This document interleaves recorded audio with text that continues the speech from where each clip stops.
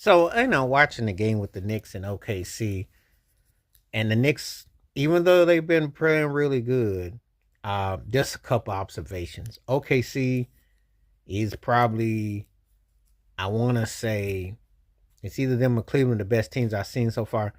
The only thing, but don't, if you ask me, SGA is the MVP. All due respect to Jokic, who's the best player. But the only knockout against OKC, and once Chad Hogan gets back and everything, the only thing I would say, if you want to beat OKC, you got to rough them up. That's it, really.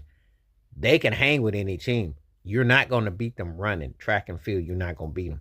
But what I saw what Milwaukee did in that tournament game with Giannis went physical, what I saw with Cleveland get physical, you know, get at them, that's what you got to do to beat OKC.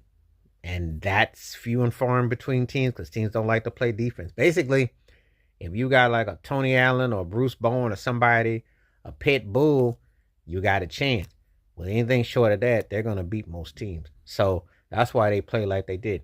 That game against the Knicks was just pretty much a sorry state of affairs because Thibodeau was already doing what he does in his best Mike D'Antoni impersonation of wearing your team out, making your team tired, and not and you gotta understand it's a whole full season.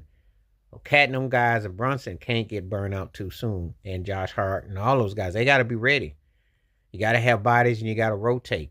And they play at such a pace that it's bound to take its toll. That's the only thing that I see problematic for the Knicks. It's like, will you be able to with the frantic pace? Because they've gone through their lull and their losing streak. But they were clearly outmatched against OKC. That could have been a potential finals right there preview. Not quite. The honest team, one team I seen in the East that really leveled up against OKC was Cleveland.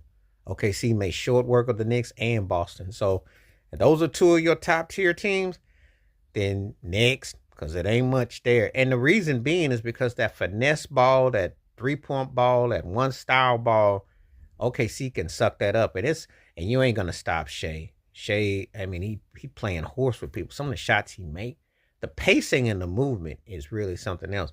But just a message of caution to Tibbs. You ain't seem like you learned it in Chicago and you ain't learned it in Minnesota, and hope it doesn't come to a crash in New York. Learn how to utilize more than just six-man rotation. That D'Antoni style is going to get you tired and it's going to cost you. And you burn bridges wherever you go. You ain't learned from Derrick Rose. You didn't learn in Minnesota, and you're doing the same old thing again. Got a potentially legit team that could come out the East if you're healthy and got the pieces because you're not going against OKC every night. But